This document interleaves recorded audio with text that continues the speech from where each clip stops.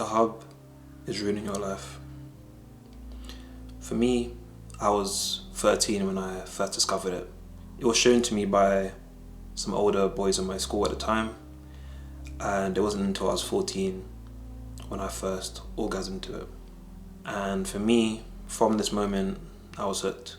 The feeling was something I was addicted to almost immediately.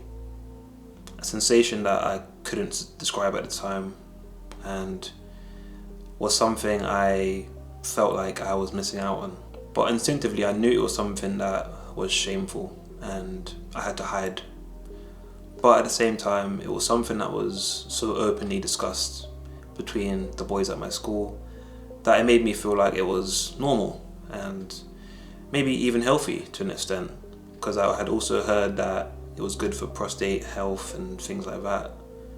So I believe that, it was just something that all guys just do, and it's okay, nothing wrong with it.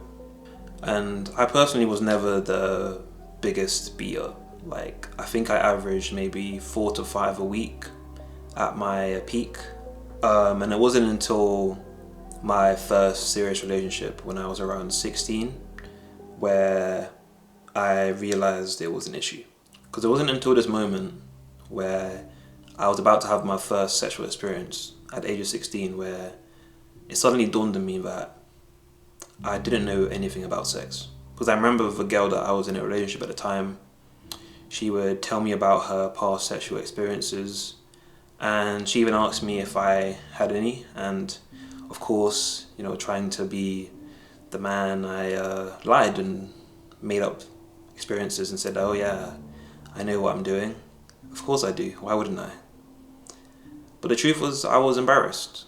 I was ashamed that I had no experience other than with myself. So when the time arose where it was time to officially lose my virginity with her, I was unable to do the deed, should we say.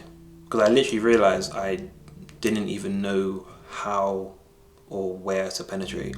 So obviously this didn't go well, and I didn't perform, and she was very confused and annoyed and unsatisfied. And this obviously made me feel very embarrassed and ashamed of myself, to the point where literally she said, can we just stop? This is a waste of time. So I'm now leaving her house, I'm on the bus home, and I'm thinking to myself, what is wrong with me? This can't be normal. I'm sure that I'm straight, for one, that I'm attracted to her, and I wanted to obviously be able to please her. This is the girl that I loved so much at the time and that I really wanted to be with, but I couldn't be with her the way that she needed, or the way I wanted to be. And I thought to myself, like, I've watched it act enough times, like on my phone, to I should know exactly how to do it. Like, I've seen it so many times. I've watched so many scenes, so many different positions. I should be able to do all of this, right? Surely. Like, I knew how to perform with myself alone, but I couldn't with a real woman. Because at the time, I didn't understand what part my addiction had to play. And the truth is, this issue would follow me all the way to my days at university, when I was around 18 to 19 years old. Because there were girls that I was involved with intimately, and they would ask me if I even liked them, if I was attracted to them, if they did anything wrong, because I couldn't finish. And it wasn't until another failed attempt to complete that I ended up going on Google, of course in a incognito tab, and typing in, why can I finish with myself but not with a woman? And it was this fateful night that I first came across the NoFap community, and just the term NoFap in general. And this is where I've met with so many stories of other young men, similar ages to me, who were having these issues. Men that were in their sexual primes, men that should be out there pursuing women, but were unable to. Because like me, they were suffering with the consequences of a porn addiction. So after reading so many Reddit posts about the consequences of this addiction and how it was destroying their lives, surely that must have got me to, just quit altogether, right? Well, I was actually able to suppress my urges for around a month. Then it wasn't long until I was back into the routine of doing it once or twice a day, then having a 4 to 3 day break, and then going back at it again and going over the cycle over and over again. And at the time I was 18 to 19 in my first year of uni, and this is where I first started talking to my now fiance. And our relationship was actually a long distance one, so there was a lot of sexual frustration on my part, and it led to me falling back into porn to soothe it.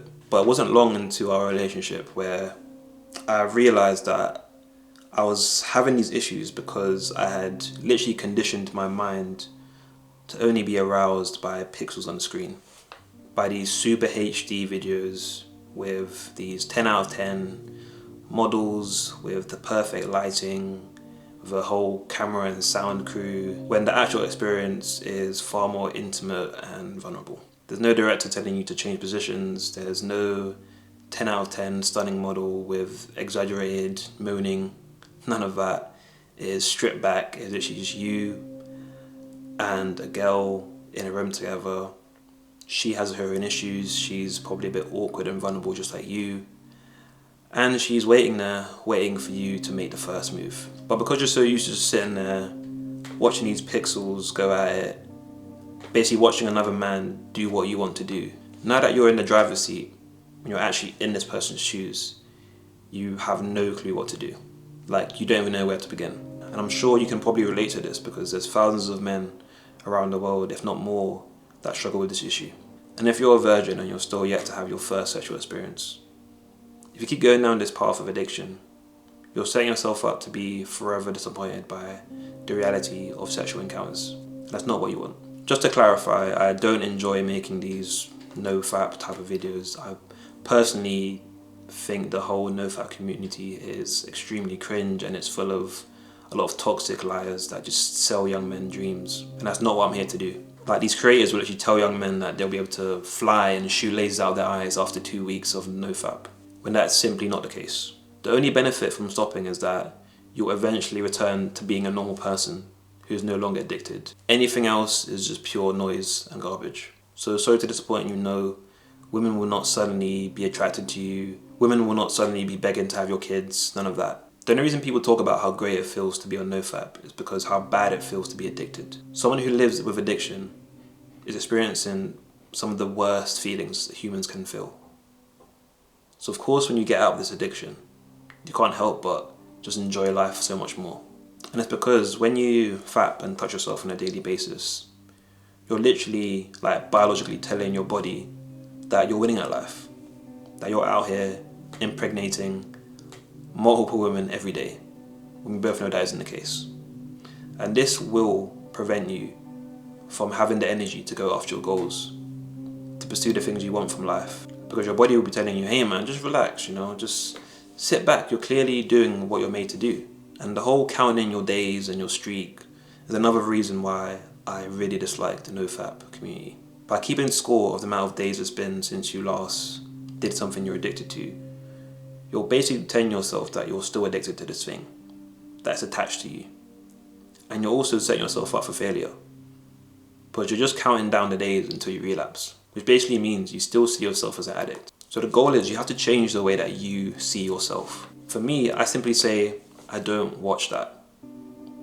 I despise it. I don't watch it because it does nothing for me. You see, for me, a streak is useless because I'm not here to keep score.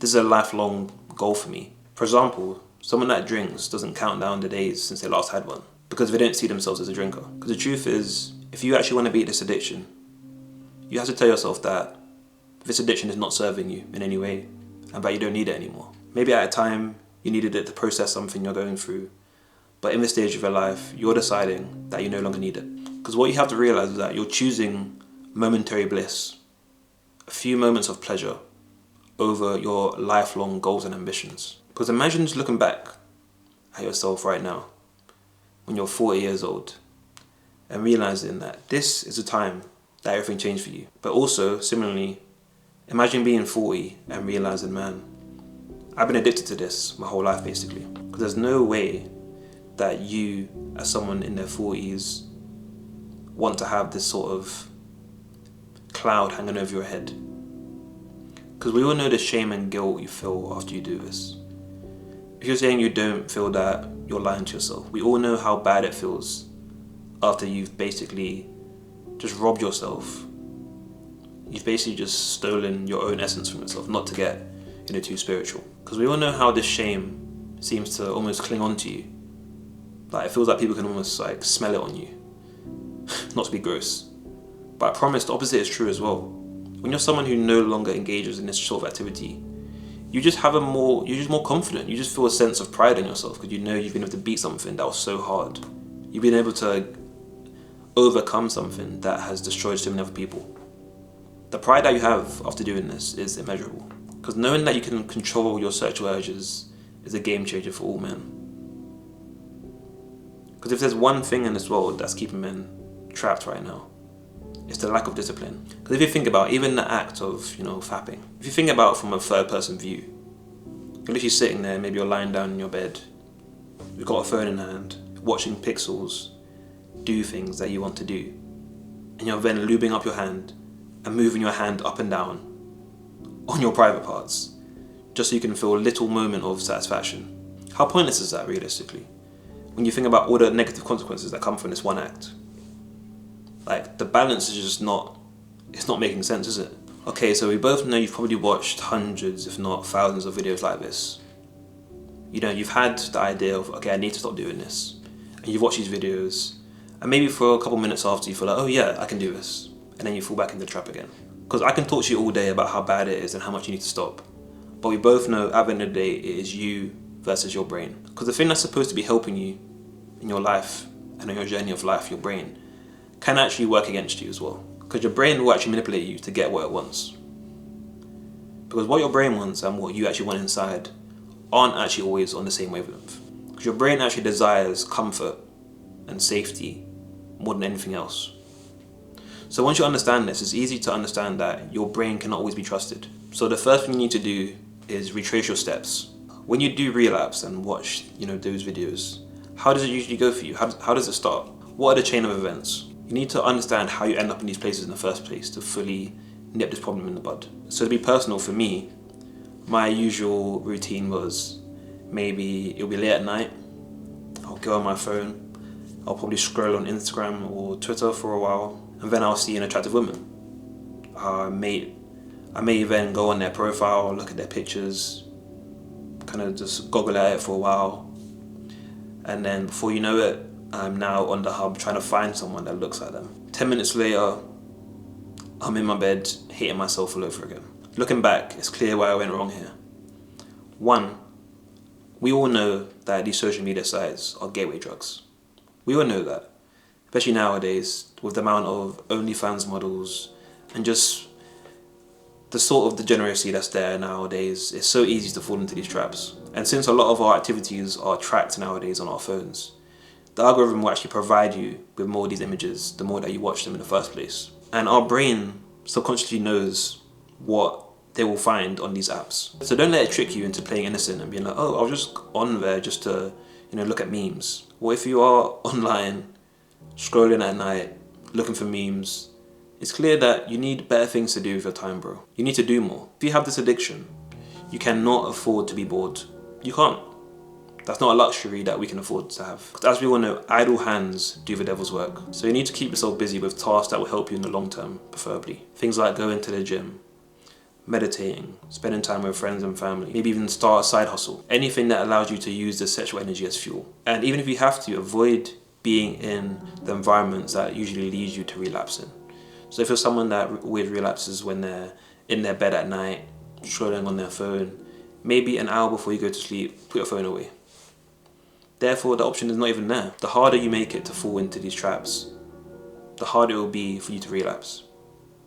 And vice versa, the easier you make it for you to fall into these traps, the easier and more likely you are to fall into them. So make good things easier to do and hard things harder. The truth is, even after 8 years of battling this addiction, I still have urges.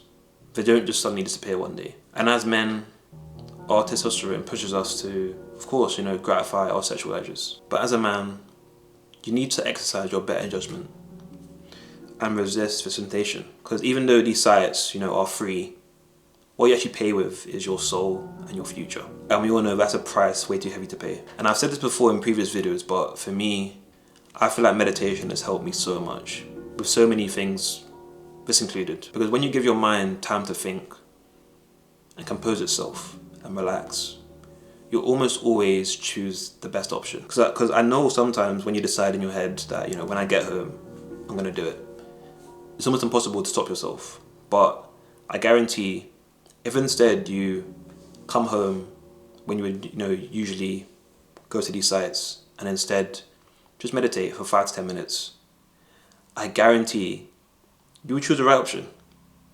Because you give yourself enough time to actually think and wonder, am I doing this for the right reasons? Am I being emotional right now? Am I making an emotional decision?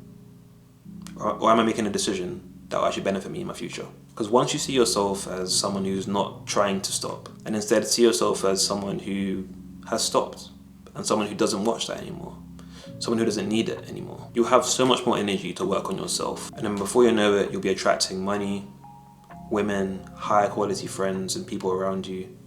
And you'll just have better energy about you too. But of course, this is just the first step. As I said, you need to replace these bad habits with good habits. So, you know, things like working out, meditating, spending time with friends and family, maybe starting a business, starting a side hustle, creating content, learning, all the things that I preach and speak about on this channel. And if you do this, and if you commit to this in the long term, you'll be able to look down and look back and realize how far you've come. That you've now become the man you've always wanted to be.